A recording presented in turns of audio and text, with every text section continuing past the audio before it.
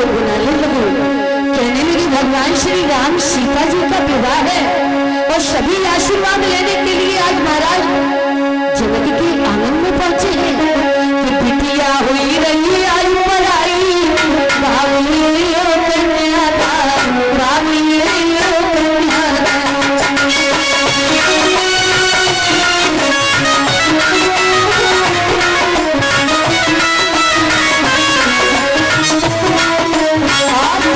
इसी के बीच में सम्मान आया है, देखा महाराज श्रीमान हमारे मोहित भैया प्रजापति लोहिया नगर से टावर को समझे सम्मान कर रहे हैं और परम सम्मानी हमारे श्रीमान प्रभाकर भैया कठेरिया जी ये अम्बेडकर नगर से आए टावर को से सम्मान दे रहे हैं और इसी के बीच में श्रीमान हमारे कार्तिक शर्मा जी लोहिया नगर से आए 21 रुपये से सम्मान दे रहे हैं।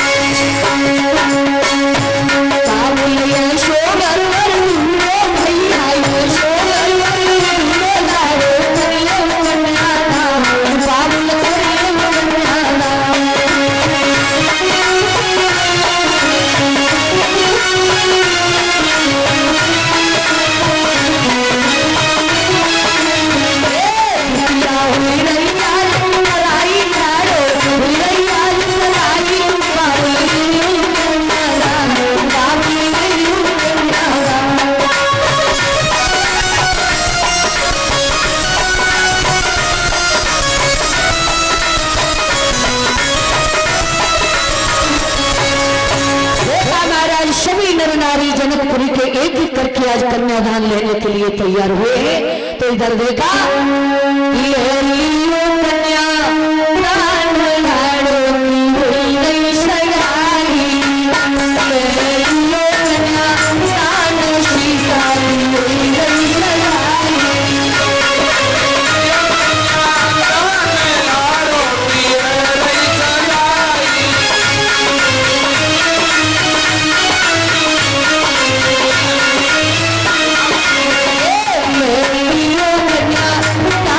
She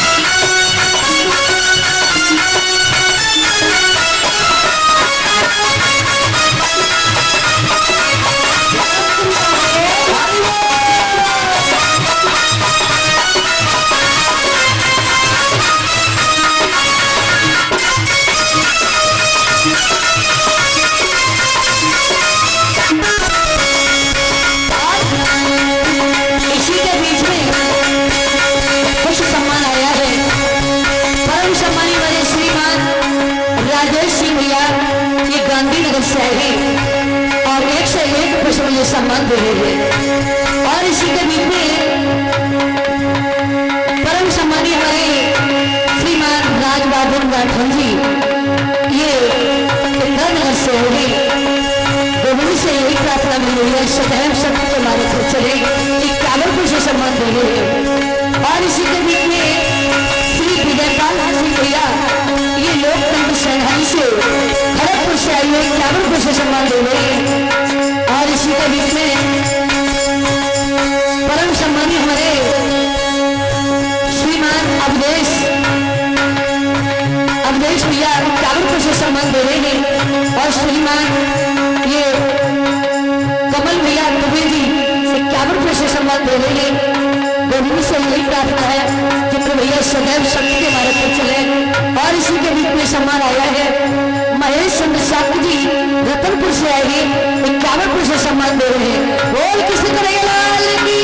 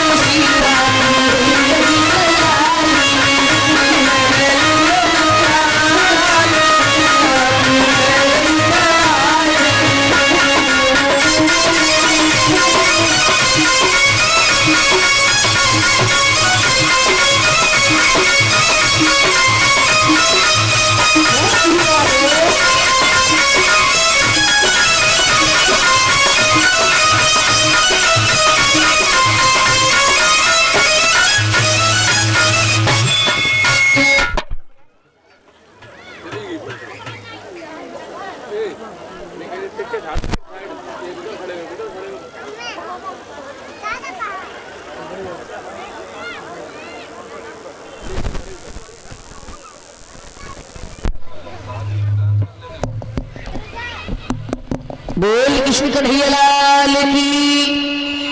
और माताओं देखा है आज महाराज जनक के आंगन में एक ही विवाह नहीं, 4 विवाह हुए हैं। महाराज जनक बड़े ही खुश हैं। और देखा है हमारे कोषाध्यक्ष जी जो है महाराज छुपे छुपे घूम रहे हैं। भगवान श्री राम का कन्यादान हो रहा है। कमेटी वाले भाइयों, कोषाध्यक्ष जी मेरी आवाज सुन रहे हो तो अवश्य आकर के भगवान श्री राम का कन्यादान लेकर के अपने जीवन को धन्य बनाए। इधर देखा है महाराज कुछ सम्मान आया है। परम सम्मानीय हमारे सुरेश सिंह पाल भैया फौजी भैया इंदिरानगर से आए, 101 पैसे सम्मान दे रहे हैं। और इसी के बीच में अनुज यादव जी इंदिरानगर से आए, 101 पैसे सम्मान दे रहे हैं। कन्हैया से मेरी यही निवेदन है कि भैया सदैव सत्य के मार्ग पर चले और इसी प्रकार से कन्यादान में अपने हाथ आगे बढ़ाते रहे। इधर देखा महाराज भगवान श्री राम का विवाह आज मैया सीता जी के साथ में हुआ है। लक्ष्मण का विवाह महाराज उर्मिला के साथ में हुआ है। भरत का विवाह मांडवी के साथ में हुआ है। और शत्रुघ्न का विवाह अस्कीर्ति के साथ में हुआ है। महाराज हमारे कोषाध्यक्ष थी तो टुके टुके घूम रहे हैं। क्या बात है, भगवान श्री राम की बारात आई, कम से कम अगमाने तो ले लेते। कछु तो भैया नाश्ता पानी में बारात को दे दो। और जो बाजे वाले बैठे हैं ये कह रहे आगे बाजे नहीं बजे, जब लोग हम दक्षिणा नहीं लेंगे। तो महाराज देखा आज हमारे कोषाध्यक्ष जी कमेटी के मेन वाले आज 1100 रुपए से कन्यादान करने के लिए जा रहे हैं और हमारे समस्त स्टाफ को बाजे वाले जो है ना बैंड बाजा वाले बैठे, उधर साउंड वाले भैया बैठे, जो कह रहे साउंड बजाए वो बंद कर दिए, दक्षिणा दे जाओ।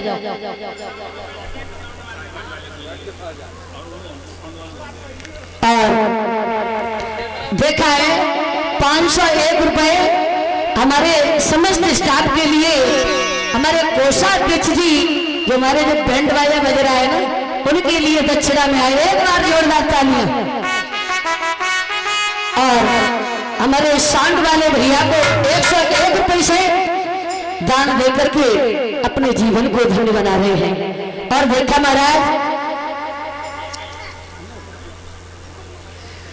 महाराज देखा आज बड़े ही सुंदर विचार हैं। तो इधर आज चारों भाइयों के बड़े सुंदर भाव से विवाह होते हैं। और महाराज देखा है दशरथ जी जब बारात लेकर के महाराज जनक के यहाँ आए तो महाराज परीक्षित 39 दिन बारात भगवान श्री राम की महाराज जनक के यहाँ 39 दिन बारात रुकी है, ध्यान रखना। बताइए भाइयों 39 दिन बारात भगवान श्री राम की रुकी और जब विवाह हो गया तो महाराज जनक कहने लगे महाराज अब कुछ दिन और रह लो, अपने समधि से कहने लगे। तो देखा महाराज विवाह होने के बाद में बारात 35 दिन और रुकी। अब ध्यान रखना जब 35 दिन बारात और रुकी है तो महाराज इधर देखा जब एक दिन बचा है तो महाराज देखा बारात को जिमार होने लगा। और जब बारात को जिमाते हैं ना तो देखा है कि हमारी सहेलियां जो होती हैं तो बारात को गालियां गाती हैं और गालियां गाती हैं तो क्या कहती हैं सुनो। गालियां गाते हुए सीता जी की सहेलियां कहने लगी बड़ी भैया सुना आज 4 दुल्हा मेरे आंगन में आएगी भला अब कब आवेंगे ऐसे करो लेकिन गाली बोलो। सुनो भैया तैयार रहिए। देखा महाराज जैसे ही सहेलियां तैयार हुई गाली देने के लिए तो क्या गाने लगी ना तीर से होते ना तकदीर से होते। सहेलियां कान लगी बोलिए सुनो ना तीर से होते ना तकदीर से होते तैयारी मजबूरी में लगता बच्चा तीर से होते तैयारी मजबूरी में लगता बच्चा तीर से होते।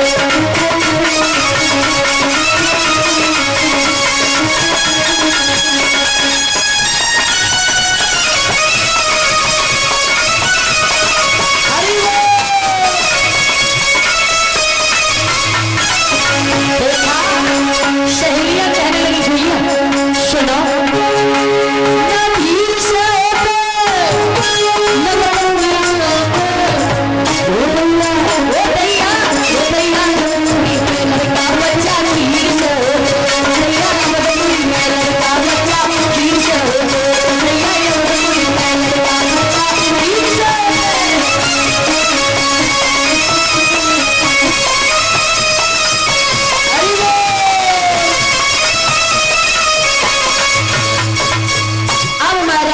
लक्ष्मण कहने लगे बोली भैया जो छोटे वालों बड़े नटखट है ऐसा कर भैया अब ऐसा कर मुझे लग रही है कि जो छोटे वाले और वाले वाले तो ले। देखा महाराज लक्ष्मण कहने लगे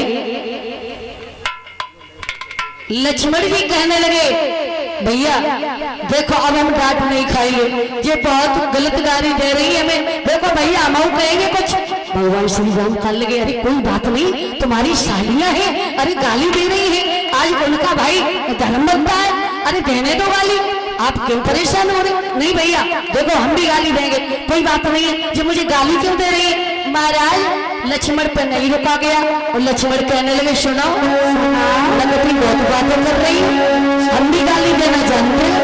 लक्ष्मण कहने लगे सुनो ना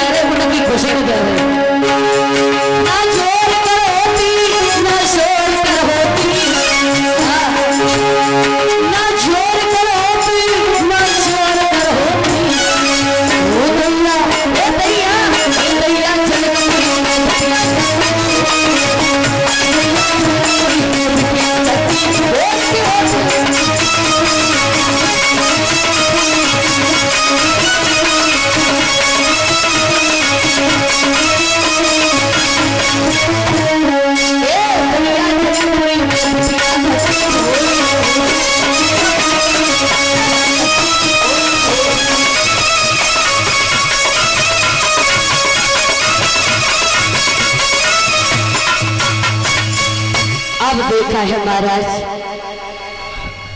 बड़े ही आज सुंदर भाव से सभी बारातियों को भोजन कराया। लेकिन महाराज इधर देखा, आज अवधपुरी में जाने के लिए जैसे ही महाराज बारात तैयार हुई है, महाराज जनक के यहाँ से चारों बेटियों को सुंदर सजाया गया, चारों डोला तैयार हो गए। आज महाराज जनक अपनी बेटियों को विदाई देने लगे। ध्यान रखना बच्चों, बेटियां हर व्यक्ति के घर में जन्म नहीं लेती है।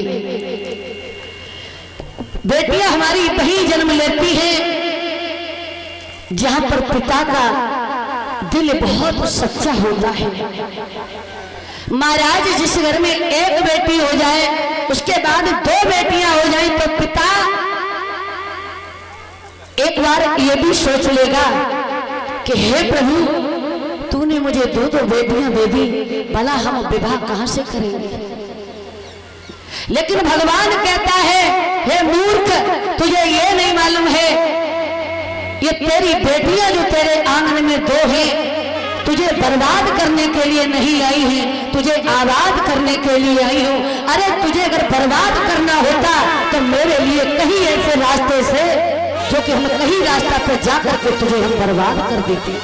बेटियों से कभी पिता बर्बाद नहीं होता है। महाराज बेटियां कुछ न कुछ अपना किस्मत का लेके आती हैं। लेकिन बच्चों, मेरी बहनों के अंदर बहुत ही हिम्मत होती है। एक ही नहीं, मेरी बहनें दो दो परिवार को संभालती हैं। अपने पिता के घर 20 वर्ष काम करने के बाद में ससुराल पक्ष को संभालती है। लेकिन महाराज कष्ट जब होता है परीक्षित महाराज, ये बेटी को कष्ट होता है। ध्यान रखना बच्चों, एक बात हम और कहेंगे दहेज लेने वालों के लिए, जो दहेज के भूखे भेड़ियों के लिए एक मेरा मैसेज है कि जो अपने पिता की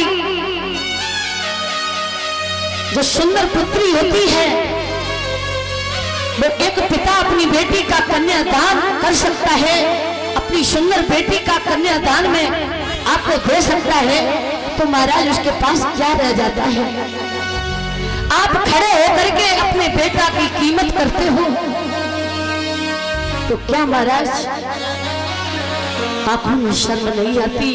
मैंने देखा है महाराज, लॉकडाउन का जब समय था, मैं उस समय से अब तक देख रही हूं, कई ऐसे पिता हैं जिन्होंने अपनी बेटियों के हाथ पीले नहीं कर पाए। अभी भी बेटियां घर में 4-4 क्वारी घूम रही है, क्योंकि महाराज इतना धन नहीं है। और जरा सा भी अगर थोड़ा बहुत खाता पीता लड़का देखने जाते ही तो महाराज दहेज की मांग करता है। पिता आज लाचार होकर के अपने आंगन में बैठे हैं। महाराज उसके बाद में भी पिता अपने कदमों को पीछे नहीं हटाता, क्योंकि महाराज अपनी बेटी को खुश रखने के लिए जमीन भी बेच देता है। बेटी जिस चीज पर हाथ रख देती है उस चीज को ला करके अपनी बेटी को देता है। लेकिन महाराज पता नहीं ऐसा किस्मत में बेटियों के क्या लिखा है जो कि बेटी को पराए घर जाना पड़ता है। चाहे ससुराल पक्ष हमारी बेटियों को कितना भी परेशान करे, महाराज कभी अपने दिल की बात अपने माता पिता से भी नहीं करती। विचार करती अगर मैं अपनी मैया से कहेंगे तो मेरी मैया घुट घुट कर मर जाएगी। आज वो बेटी चार दीवालों के अंदर घुटती रहती है, लेकिन अपनी दिल की बात किसी से नहीं करती। महाराज ससुराल में जाकर के देखती अगर सास भी मुंह बना रही है, इधर ननद भी चिल्ला रही है, और पति भी अपना मुंह लटका करके जब घर में आता है तो महाराज इस बेटी के दिल पर क्या गुजरती है। क्या मुझे यही दिन दिखाने के लिए मुझे पराए घर आज पिता ने भेजा है? लेकिन महाराज मुझे ये समझ में नहीं आती है, लोग कहते हैं ये तो पराए घर से आई है, ये मेरे घर का क्या काम जाने। लेकिन प्यारे भक्तों मुझे एक बात नहीं पता है कि मेरी बेटियों का घर कहाँ है, मेरी बेटियों का घर कहाँ है। जब बेटी ससुराल जाती है तो ससुराल वाले कहते हैं ये तो पराए घर से आई है, और जब पीहर में रहती है तो माता पिता कहते महाराज ये तो पराए घर की है। बेटी का कहाँ घर है? अगर दहेज में कोई थोड़ी सी कमी रह जाए तो ससुराल वाले बेटियों को परेशान करते हैं, लेकिन महाराज वो चार दीवालों के अंदर घुट घुट की रहती, अपने दिल का दर्द किसी से नहीं कहती।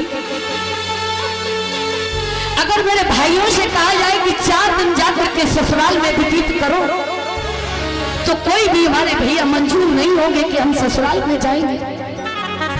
लेकिन महाराज मेरी बेटियां अपने दिल पर कलेजे पर पत्थर रखने के बाद में इस पीहर को छोड़ करके ससुराल के लिए जाती है। आज महाराज जनक अपनी बेटियों को विदाई कर रही है, उसी समय महाराज इतना दहेज देने के बाद में भी अगर ससुराल पक्ष बेटियों को परेशान करे तो महाराज उस बेटी के दिल पर क्या गुजरती है। उस बेटी के दिल की बात कोई नहीं जानता, और उसका हृदय कहता है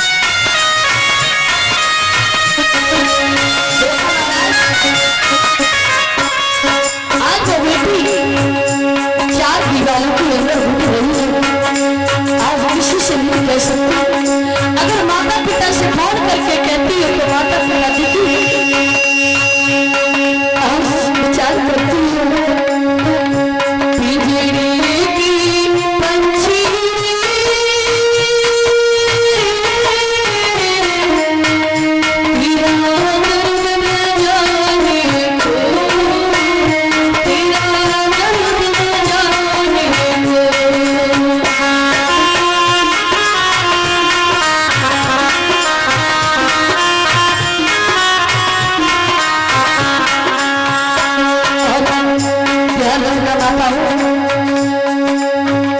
बेटी सारे दुख सुख का, चाहे पति शराब पी करके आता हो, चाहे महाराज शाम को रोज बेटी की पिटाई करता हो, लेकिन बेटी अपने दिल की बात किसी से नहीं कर सकती।